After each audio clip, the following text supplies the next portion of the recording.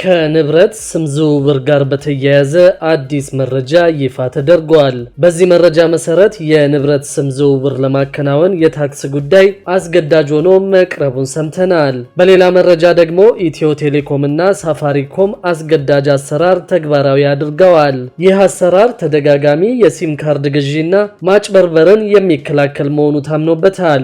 ሰላም ቤተሰቦቻችን፣ መረጃዎቹን የት ሀገርና የት ከተማ ሆናችሁ እየተከታተላችሁ እንደምትገኙ በሐሳብ መስጫው ላይ ጻፉልን። ከንብረት ስም ዝውውር ጋር በተያያዘ ያጋጠማችሁን መረጃ አካፍሉን። አሁን ዝርዝር መረጃዎቹን አንድ በአንድ ወደ እናንተ እናደርሳለን። እስከ መጨረሻው አብራችሁን ቆዩ።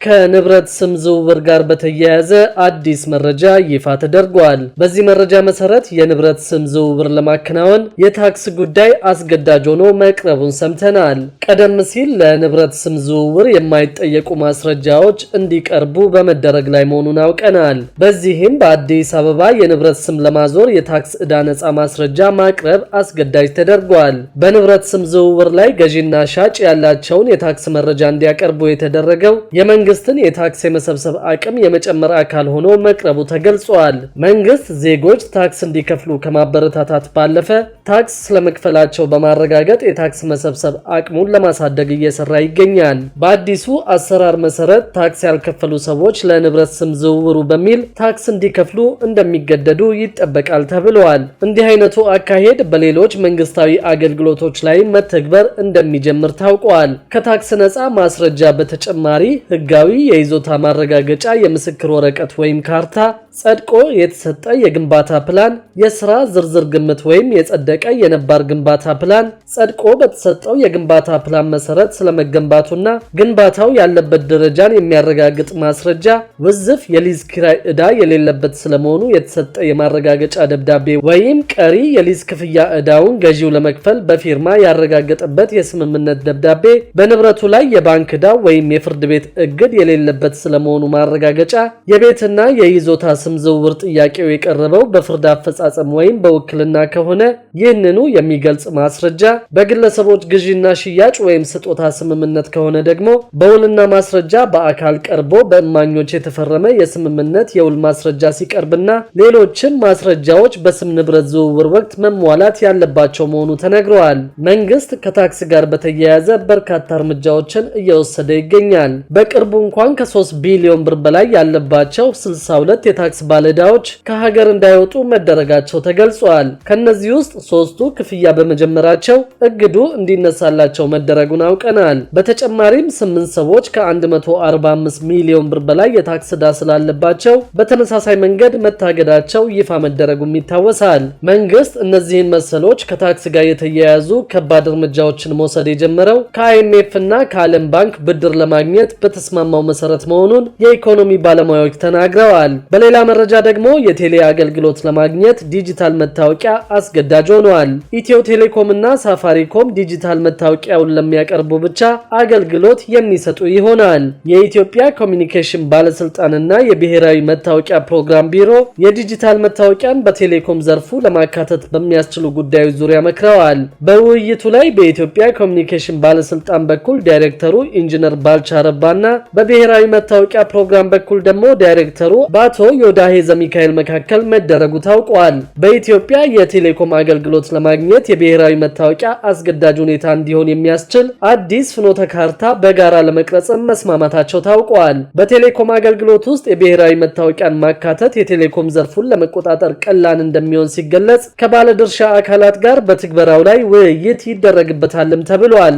ኢትዮጵያ በአሁኑ ጊዜ በመንግስት ባለቤትነት ከሚተዳደረው ኢትዮ ቴሌኮም እና ከጥቂት ዓመታት በፊት ወደ ኢትዮጵያ ገበያ የገባው የሳፋሪኮም የቴሌኮም ኦፕሬተሮችን የምትጠቀም ሲሆን በቅርቡ ሌላ ሶስተኛ ኦፕሬተር ወደ ስራ ይገባል ተብሎ ይጠበቃል። የብሔራዊ መታወቂያን በቴሌኮም አገልግሎት ማካተት የዲጂታል አገልግሎትን በማሳለጥና ደህንነቱ የተጠበቀ የዲጂታል ማንነትን ለማጎልበት እንደሚጠቅም ተገልጿል። ከሲም ካርድ ጋር ተያይዘው ለሚፈጸሙ ወንጀሎችም መፍትሄ እንደሚሆንም ተደጋግሞ ሲገለጽ ቆይቷል። በተመሳሳይ ፓስፖርት ለማግኘት ለማግኘትም የፋይዳ መታወቂያን እንደ ቅድመ ሁኔታ የሚጠይቅ አሰራር ተግባራዊ ሊደረግ መሆኑ ከሰሞኑ መገለጹ ይታወሳል።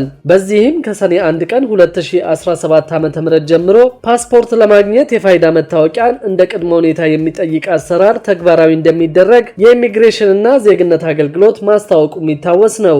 በሌላ በኩል ደግሞ መብራት ያላበራ የንግድና የመኖሪያ ቤት ቅጣት ይጠብቀዋል ተብሏል። በአዲስ አበባ ከተማ በመንገድ ዳር የሚገኙ የንግድ ወይም አገልግሎት ሰጪ ተቋማት ከምሽት 12 ሰዓት እስከ ንጋት 12 ሰዓት ድረስ የውጭና የውስጥ መብራት ካላበሩ እንዲሁም በምሽት ለአገልግሎት ክፍት መሆናቸውን የሚያሳይ በመብራት የሚሰራ ምልክት ካላስቀመጡ እስከ 10,000 ብር የሚደርስ ቅጣት ሊያስቀጣቸው የሚችል ደንብ የከተማዋ አስተዳደር ተግባራዊ ማድረግ ጀምረዋል።